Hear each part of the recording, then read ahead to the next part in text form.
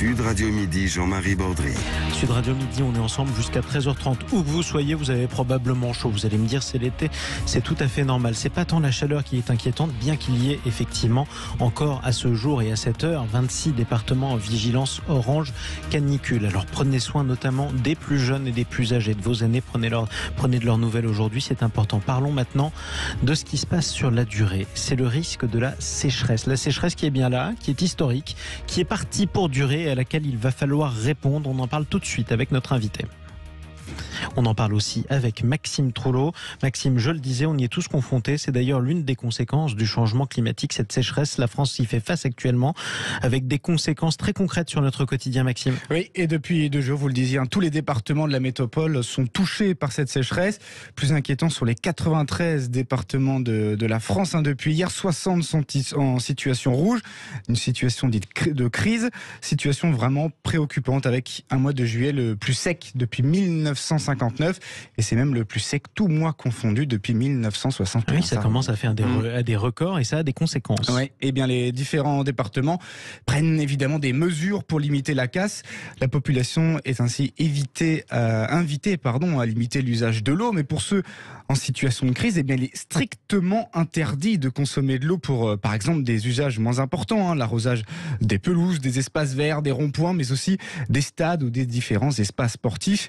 Il est aussi interdit de remplir les piscines privées, évidemment, on le dit souvent chaque année, de laver les véhicules hors des stations de lavage. Et si vous ne respectez pas ces interdictions, c'est 1 500 € d'amende. Alors, est-ce que c'est vraiment dissuasif ? En théorie, en tout cas, beaucoup de personnes ont envie de payer 1 500 € d'amende. Absolument. Ça, c'est vrai.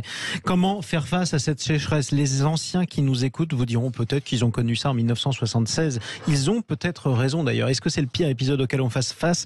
Bonjour Jean-Marc Zulesi. Bonjour. Vous êtes député Renaissance des Bouches-du-Rhône. Vous êtes par ailleurs président de la commission du développement durable et de l'aménagement du territoire à l'Assemblée nationale. Ça a toute son importance parce qu'il va falloir s'y adapter, pas seulement à cette sécheresse, mais à ces épisodes qui risquent de se multiplier. Parlons d'abord de votre département, là où vous êtes élu, les Bouches-du-Rhône, pas épargnées. Pas épargnées, bien que nous ayons aussi des infrastructures qui nous permettent justement d'assurer une certaine irrigation grâce notamment aux canaux d'Adam de Craponne sur le pays salonnais.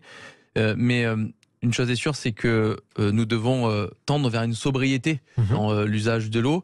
Et à côté de ça, mettre en place toutes les mesures nécessaires pour bien faire la promotion notamment de la réutilisation des eaux issues de nos stations d'épuration pour arroser, je pense notamment nos stades, nos ronds-points et bien entendu nos espaces verts. Mais des solutions existent, je le dis. Il ne faut pas avoir une vision pessimiste des choses. Je crois que la France est en capacité de faire face pour les aléas à venir. En gros, il y aura de l'eau pour tout le monde, mais il va falloir quand même s'organiser. La sobriété, c'est un mot qu'on a entendu sur l'énergie, notamment.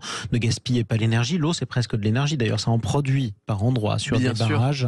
Parlons de la sobriété sur l'eau. Qu'est-ce qu'il faut faire et qu'est-ce qu'il ne faut pas faire d'abord ? Moi, je crois qu'il faut avant tout avoir un grand plan pour rénover nos réseaux d'eau potable, où on a aussi beaucoup de gaspillage énormément d'eau. De gaspillage. Donc là, je pense que le premier sujet, ça serait de travailler avec les collectivités territoriales, main dans la main, pour avoir un grand plan de rénovation de ces réseaux d'eau. Et puis, je le disais tout à l'heure, on a un vivier d'eau qui est très peu utilisé.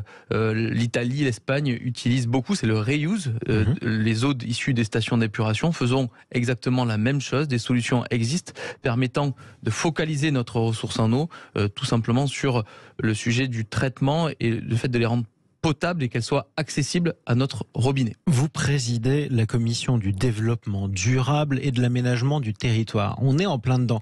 Est-ce qu'il va aussi peut-être falloir songer à réaiguiller certaines habitudes, changer certaines habitudes. Par exemple, est-ce que certaines cultures très gourmandes en eau, je pense pourquoi pas au maïs, qui n'est pas une plante originaire de la France, par exemple, qui demande beaucoup d'eau, est-ce qu'il faudra peut-être moins en cultiver à l'avenir pour réserver l'eau pour d'autres cultures tout aussi importantes ? Alors, je pense que déjà l'agriculture est en pleine mutation, et cette mutation, il faut savoir l'accompagner. Il y a ce slogan de passer l'agriculture du maïs au sorgho, mais ce qui implique aussi un changement dans les habitudes de consommation. Et donc, moi, je pense que ces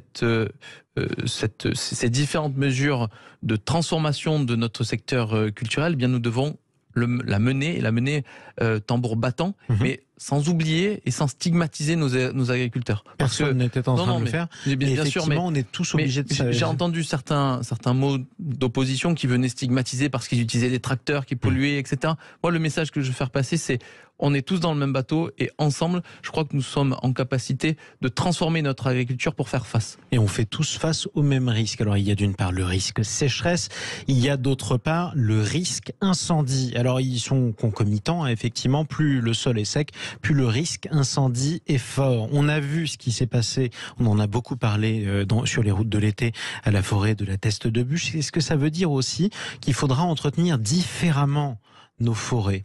Exactement, il faut avant tout privilégier la prévention.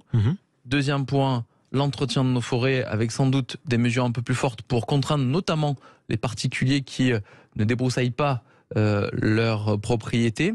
Et puis lorsque le pire arrive, c'est-à-dire lorsque l'incendie arrive, il faut mettre en place tout ce qu'il faut, tout le nécessaire. C'est déjà ce qu'on fait pousser, ou alors ? Non, mais je pense qu'il faut aller plus loin, en particulier dans la replantation, le fait de planter des arbres qui s'adaptent au changement climatique. Et donc sur ce sujet, notre commission, la commission développement durable et aménagement du territoire, a une mission spécifique qui permettra justement une mission d'information. Exactement, une mission d'information pour avancer sur ce sujet. Je reviens sur cet exemple de la forêt de la Teste de Buch. Alors on est juste à côté, on est souvent dans la Gironde, mais juste à côté des Landes. C'est de la monoculture, c'est-à-dire que c'est le même arbre qui est planté.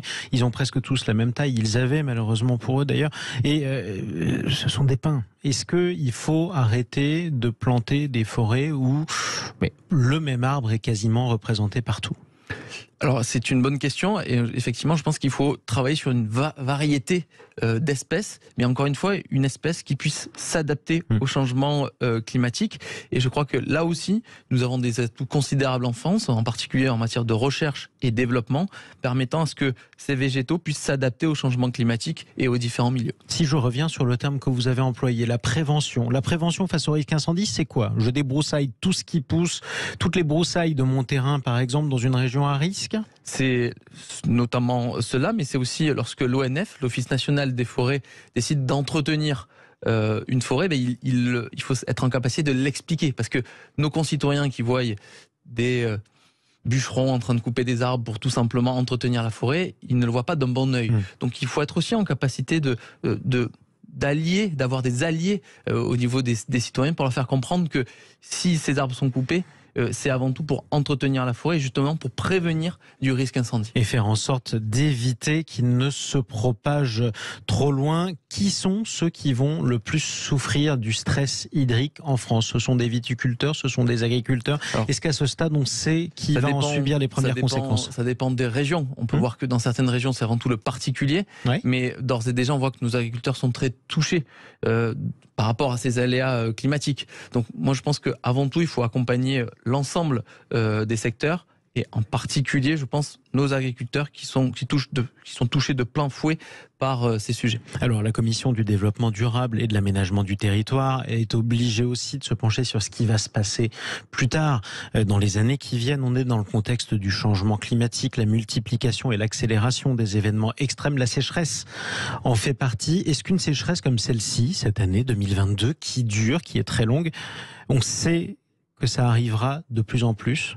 Alors c'est certain. Ce sera la norme ou pas ? Ça sera la norme et donc c'est aussi notre responsabilité. Faire de la politique, c'est être en capacité d'anticiper ce risque-là et partant de ce principe-là, c'est à nous d'adapter les politiques publiques de sorte à ce que nos concitoyens puissent faire face à ces aléas. On parlait tout à l'heure de la réutilisation des eaux des stations d'épuration. C'est une mesure de bon sens permettant justement de limiter la consommation d'eau potable pour arroser. Donc ça fait partie des sujets que je vais pousser dans les semaines et mois à venir. Et ça, ce sera important. 0826 300 300, on est sur Sud Radio. Vous prenez la parole. Sophie nous appelle de l'Hérault. Bonjour à vous, ma chère Sophie.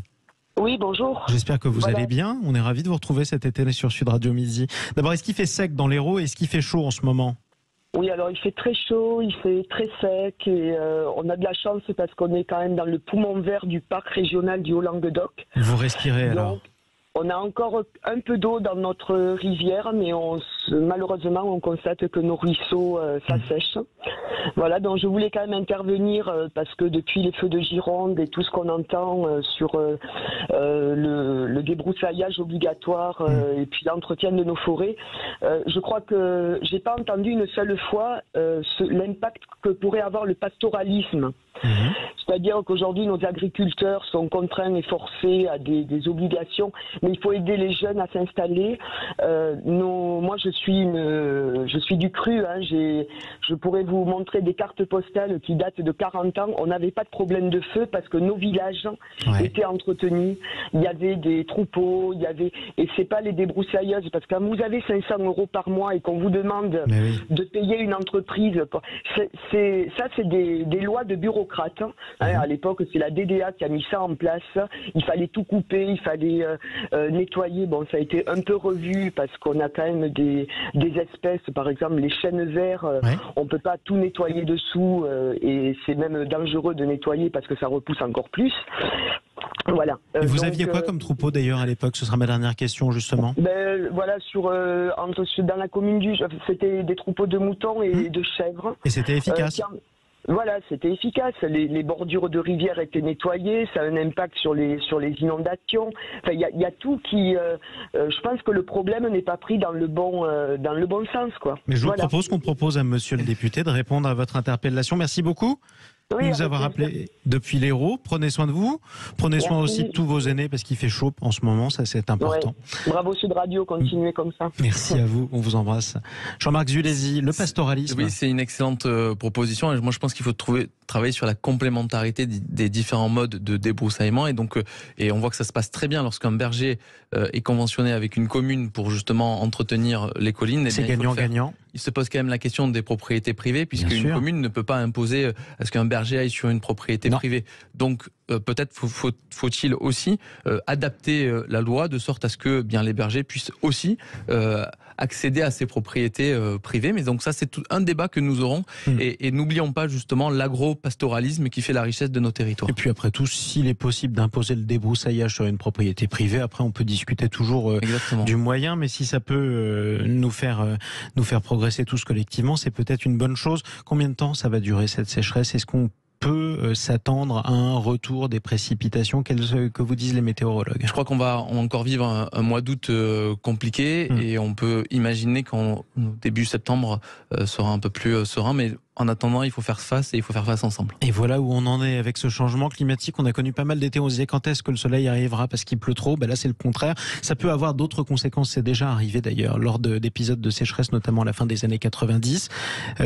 Une catastrophe naturelle due au fait que certaines habitations qui étaient construites sur une nappe phréatique, par exemple, avaient tendance à s'affaisser. Il fallait faire beaucoup de travaux. Est-ce qu'on a déjà des premiers phénomènes de ce genre-là ou pas encore? Je n'ai pas eu de retour sur le sujet, mais ça permet aussi d'alimenter le fait que nos agriculteurs ont une nouvelle fois un rôle essentiel parce que dans l'irrigation, ils alimentent ces nappes phréatiques et ce qui permet d'éviter ce genre de phénomène que vous citez. Donc, accompagnons aussi cette nécessité d'arrosage par l'irrigation gravitaire. Oui, exactement, l'irrigation gravitaire. Merci beaucoup Jean-Marc Zulesi, député Renaissance des Bouches-du-Rhône, président de la commission du développement durable et de l'aménagement du territoire à l'Assemblée nationale. De toute façon, il va falloir qu'on réaménage beaucoup de choses pour faire face au changement climatique. On est tous dans le même bateau, qu'on le veuille ou non. Merci à vous. Merci à vous d'avoir pris la parole sur Sud Radio. La sécheresse qui est partie pour durer. C'est pas le seul phénomène qui pose problème. On va parler d'autre chose d'ailleurs. Qu'est-ce qui fait que le prix de la baguette a augmenté? Alors non, c'est pas forcément le prix du blé français. Ça, c'est pas encore ça. On va en parler avec le patron des boulangers de France dans quelques minutes. C'est sur Sud Radio Midi. À tout de suite.